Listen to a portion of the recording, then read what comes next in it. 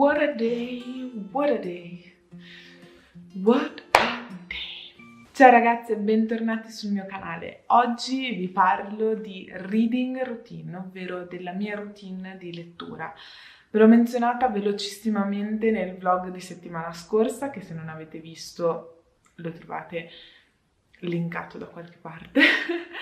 E voi siete andati completamente bananas e mi avete iniziato a scrivere dappertutto chiedendomi di parlarne di più, quindi siete fantastici e ecco, oggi ne parliamo. Piccola premessa prima di iniziare: io non sono mai stata una grande lettrice. Fin da piccina prendere in mano un libro per me era proprio la cosa meno istintiva del mondo. I miei genitori hanno sempre cercato di inculcarmi questa cosa perché specialmente mio papà legge tantissimo, però per me non è mai stata una cosa naturale. Nonostante questo ho sempre ritenuto che leggere fosse qualcosa di veramente importante per mantenere il nostro cervello creativo, per imparare cose nuove, per migliorarsi e via dicendo. Quindi è sempre stata un'attività che ho sempre cercato di introdurre all'interno della mia vita, ma ho sempre fatto tanta fatica. Quest'anno si vede che sono stata baciata da una buona stella,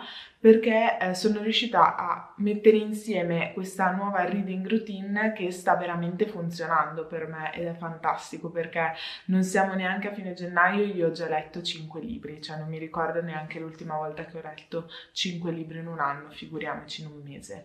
Quindi oggi ho deciso di condividere con voi questi piccoli consigli che ho messo insieme. Non è detto che funzionino esattamente così come sono anche per voi, perché trovo che ogni routine debba essere ovviamente creata e modellata sulla persona che la compie, però può essere uno spunto di riflessione o solamente un incoraggiamento se, come me, state cercando da anni invano di introdurre la lettura all'interno della vostra quotidianità. Non ne mordete, c'è speranza. Se ci sono riuscita io, sicuramente riuscirete anche voi. Il primo consiglio e il primo trucchetto che ho applicato è stato quello di cercare di capire cosa mi piacesse realmente leggere.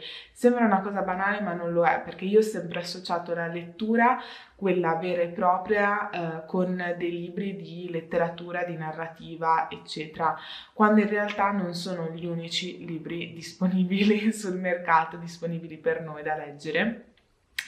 Io infatti ho sempre fatto fatica perché la lettura per me non era un momento di svago. Ho bisogno che la lettura per me sia un momento di crescita, un momento in cui imparo qualcosa, e quindi mi sono addentrata nel mondo dei libri del self-care, della produttività, libri inerenti alla comunicazione, che è quello che tratto io per lavoro.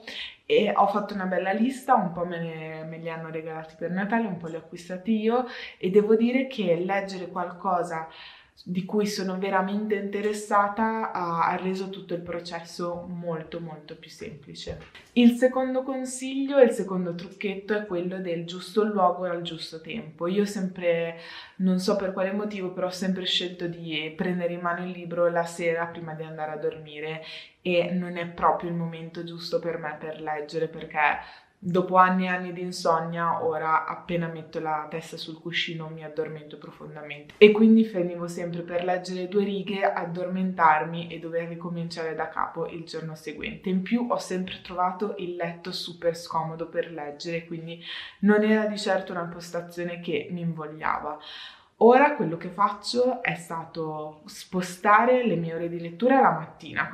Mi alzo circa un'oretta prima dell'ora in cui dovrei alzarmi, mi preparo una tisana e mi accoccolo sul divano, e trovo che questa nuova localizzazione funzioni veramente molto meglio per me e mi porti a leggere tranquillamente per un'ora senza alcuna fatica e senza alcuna distrazione, più che altro. Ultimo trucchetto, e questo è veramente tagliato su misura per me, quindi non è detto che funzioni per voi, però io sono una di quelle persone che, se non sa qual è l'obiettivo finale, non riesce ad essere produttiva al 100% e devo ammettere che mi sale anche un po' l'ansia, quindi ho bisogno di sapere esattamente quante pagine andrò a leggere, quante pagine da tradurre, quanto tempo dovrò lavorare.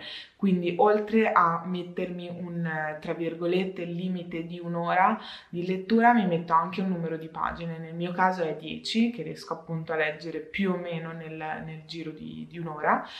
E quindi appena prendo in mano il libro, prima di iniziare a leggere, conto le mie pagine e posiziono il segnalibro lì nel mio obiettivo finale, e questo mi rasserena, mi tranquillizza e mi permette di andare avanti con la mia lettura senza avere ansia, semplicemente. Ed ecco qua, questa era la mia reading routine, era i miei piccoli consigli, quello che funziona per me. Come ho detto all'inizio di questo video, non è detto che funzionino esattamente anche per voi, però magari provate, tentare non nuoce. E se non funzionano non demordete, perché sicuramente c'è una soluzione che vi permetterà di inserire la lettura all'interno della vostra quotidianità. Se questo video vi è piaciuto mettete un thumbs up, condividetelo con i vostri amici se pensate che sia interessante. Siamo quasi a 700, facciamo crescere la famiglia e io vi saluto, vi do appuntamento a domenica prossima con un altro video.